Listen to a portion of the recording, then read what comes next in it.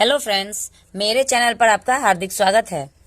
आज की क्लास बहुत ही ज़्यादा इम्पोर्टेंट है क्योंकि अगर आप आज की क्लास स्किप कर देते हैं तो आपको इंग्लिश पढ़ने में बहुत ही ज़्यादा प्रॉब्लम होने वाली है।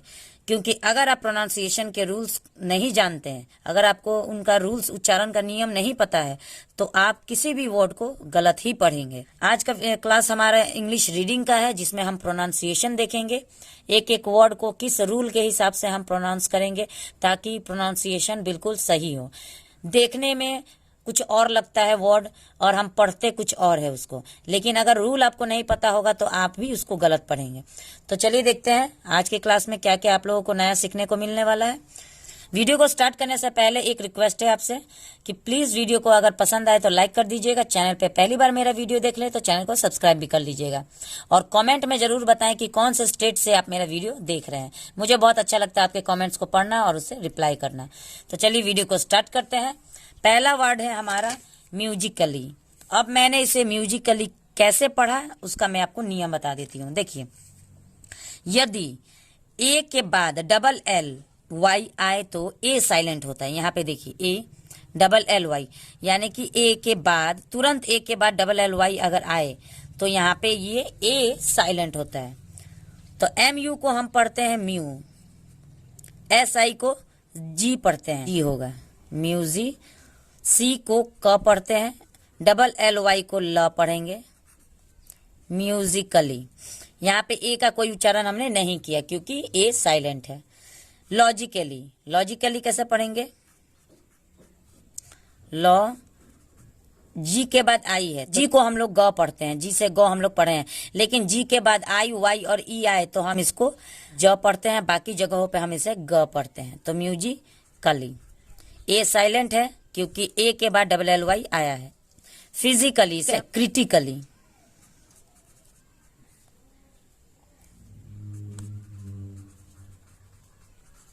क्रिटिकली। तो ये वाला आपको रूल समझ में आ गया कि जब भी ए के बाद डबल एल वाई आए, इसका मतलब कि ए डबल एल वाई जब भी एक साथ आएगा तो वहां पे हमको ए का उच्चारण नहीं करना है और सबको अली अली करके पढ़ना है। अली, जैसे कि सी है तो कली बन जाएगा, सी है तो कली बन जाएगा, सी है तो कली बन जाएगा, सी है तो कली बन जाएगा। तो म्यूजिकली, लॉजिकली, ये सब एक साथ ऐसे करके हमको उसको सही सही उच्चारण करना है। दूसरा रूल हम देखते हैं COMB, ठीक है। तो यहाँ पे हमारा रूल आएगा कि जब भी बी के पहले एम आए तो हमारा बी साइलेंट हो जाता है। अब आप बोलिएगा कैसे? तो देखिए, हम इसको क्या पढ़े अभी तक, लेकिन आप लोग गलत ही पढ़ते होंगे। बहुत से लोग अभी तक इसको कॉम्ब पढ़ते होंगे, कॉम्ब, लेकिन ये कॉम्ब नहीं पढ़ा जाता, इसे कॉम्ब पढ़ा जाता है, ठीक है, कॉम्ब पढ़ा जाता है। बी यहाँ पे साइलेंट होता है। अब यहाँ पे देखिए, बॉम्ब नहीं ना पढ़ा जाता है, बॉम्ब, इसको हम बॉम्ब पढ़ते हैं ना, दिवाली में बॉम्ब खरीद के लाते हैं, बॉम्ब पढ़ा जाता है। बी साइलेंट होता है। एम के साथ जब भी बी रहता है तो यहाँ पे बी साइलेंट होता है। तो इसको हम कैसे पढ़ेंगे? बॉम्ब। इसको थंब नहीं पढ़ा जाता है। बहुत से लोग हम सुने हैं थंब इम्प्रेशन बोलते हैं, थंब नहीं पढ़ा जाता, इसको थंब पढ़ा जाता है, थंब इम्प्रेशन, थंब। ये है डम, डी से ड होता है, डम इम्प्रेशन हम इसको बोलते हैं। यहाँ पे देखिए, अब तीसरा रूल हमारा कह रहा है कि जब सी के पहले एस आए, यानी एस के बाद सी आए, तो यहाँ पे सी साइलेंट होता है। अब देखिए, इसको हम लोग बोलेंगे तब समझ में आएगा। इसको हम पढ़ते हैं एसेंट, एसेंट पढ़ते हैं। यहाँ पे सी साइलेंट है, नहीं तो सौ के साथ को भी हम बोलते हैं। एस्केंट हम लोग नहीं ना पढ़ते हैं, इसको एस्केंट, एस्केंट नहीं पढ़ते, एसेंट पढ़ते हैं। यहाँ पे देखिए, ये तो सबको पता होगा कि इसको हम साइंस पढ़ते हैं, लेकिन रूल के हिसाब से अगर आप सोचेंगे तो इसको हम सकाइंस काहे नहीं पढ़ते हैं? सकाइंस, सकाइंस नहीं पढ़ते हैं ना, साइंस पढ़ते हैं, क्योंकि एस के बाद सी है तो सी साइलेंट होता है, तो इसको हम पढ़ते हैं साइंस। मसल्स, इसको भी हम लोग मसल्स पढ़ते हैं, बुक्स में भी हम लोग पढ़ चुके हैं, मसल्स बोलते हैं, लेकिन मस्कल्स क्यों नहीं बोलते हैं? क्योंकि सी साइलेंट है यहाँ पे, तो इसको हम बोलेंगे मसल्स, मसल्स। इसको हम पढ़ते हैं सीजर्स, सी के बाद एस के बाद सी है तो सिकर्स कहे नहीं पढ़ते हैं, सीजर्स पढ़ते हैं, सीजर्स, ठीक है। एक एक वर्ड को पूरा ध्यान से देखिएगा, तभी आपको समझ में आएगा। और साथ ही जो मैं रूल बताती जा रही हूँ उस पर भी ध्यान दीजिएगा। पहला रूल कहता है कि जब भी CALLY आए, यानी ए के साथ LLY आई, तो उसको हम कली पढ़ते हैं और ए का उच्चारण वहां पे नहीं होता है। दूसरा कहता है कि जब भी एम के बाद बी आए तो बी साइलेंट होता है, सिर्फ एम तक हम पढ़ेंगे। कॉम, बॉम, थम, डम। यहाँ पे है कि एस के बाद जब भी सी आता है तो सी साइलेंट होता है। एसेंट, एसेंट होगा, साइंस होगा, मसल्स, सीजर्स।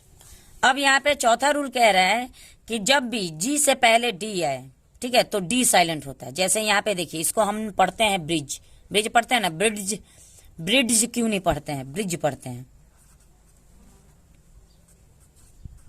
जौ तक ही हमने इसको पढ़ा, डी का कोई उच्चारण हमने नहीं किया है, जबकि डी को ड पढ़ा जाता है। यहाँ पे कहीं ड का उच्चारण आपको दिख रहा है? नहीं दिख रहा है, क्योंकि ये उच्चारण गलत हो जाएगा। इसे हम ब्रिज पढ़ते हैं, इसे हम पढ़ते हैं एज। एड्ज क्यों नहीं? इसे बहुत से लोग हेड्ज पढ़ेंगे, लेकिन इसको हम पढ़ेंगे हेज।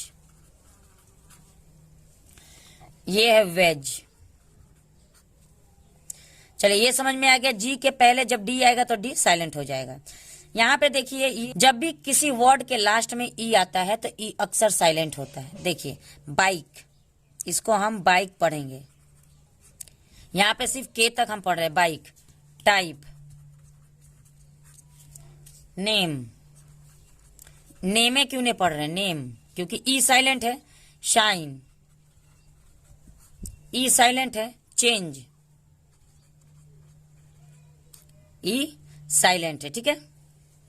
अब यहाँ पे देखिए, डिजाइन, इसको हम डिजाइन बोल रहे हैं।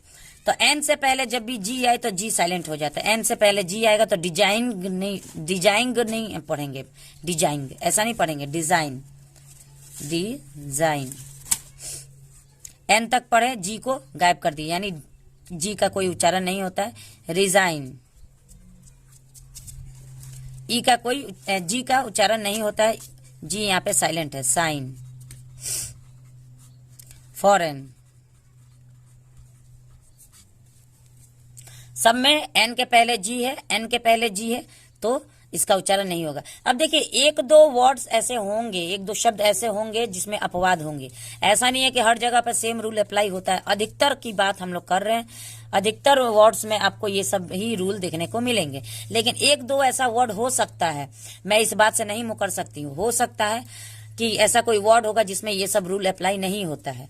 तो ऐसा अगर कोई वर्ड आपके मन में है तो आप प्लीज कमेंट सेक्शन में जरूर बताएं, मुझे भी कुछ आपसे सीखने को मिलेगा।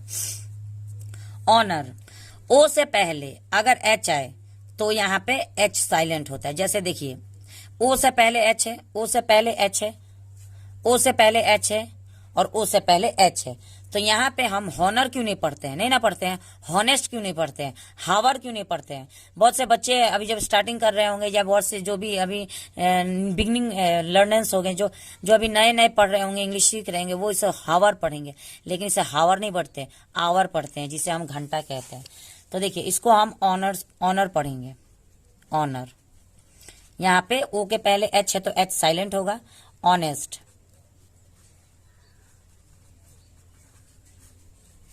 आवर, यहां पे होगा इको। एन के पहले के आए तो, एन के पहले के आए तो के साइलेंट होता है। ओ के पहले एच आए तो एच साइलेंट होता है। एन के पहले के आए तो यहाँ पे भी के साइलेंट होता है, क्योंकि इसको हम पढ़ेंगे नॉक, कनॉक नहीं पढ़ेंगे, ठीक है। इस बात पर ध्यान दीजिएगा, नॉक पढ़ते हैं इसको, कनॉक नहीं पढ़ते हैं। इसको हम पढ़ते हैं नाइफ, जो कि चाकू होता है, तो इसको हम पढ़ते हैं नाइफ। तो इसको हम कनाइफ नहीं पढ़ते हैं, कनो नहीं पढ़ते हैं, इसको हम पढ़ते हैं नो। इसको पढ़ते हैं नी, कनी नहीं पढ़ते हैं, कनॉलेज नहीं पढ़ते हैं, नॉलेज, नॉलेज। अब यहाँ पे देखिए, जब भी एम और एन एक साथ आए तो हम एन को साइलेंट कर देते हैं, यानी एन साइलेंट हो जाता है। अब देखिए कैसे, इसको हम पढ़ेंगे डैम, सिर्फ मौ तक है, नौ कहीं का इसका नामो निशान है, नौ कहीं भी नहीं है, डैम इसको पढ़ें। कॉलम, एन कहीं है, कॉलमन, कॉलमन नहीं ना है, एन साइलेंट है, ठीक है। जब भी एम और एन एक साथ आएगा तो वहां पे एन साइलेंट हो जाता है, एम तक ही हम उच्चारण करते हैं। इसका होगा हाइम। इसका होगा ऑटम। अब इसको देखिए, जब भी अब देखिए एस के पहले जब भी पी आए तब भी पी साइलेंट होता है, ठीक है। इसको देखिए 100 से हम उच्चारण करें, साइकोलॉजी इसको पढ़ते हैं, पी साइकोलॉजी नहीं पढ़ते हैं, पसाइकोलॉजी नहीं पढ़ते हैं। लिखा है पसाइकोलॉजी लेकिन हम पढ़ते हैं साइकोलॉजी, साइकोलॉजी। इसको पढ़ेंगे साइकेट्रिस्ट, साइकेट्रिस्ट।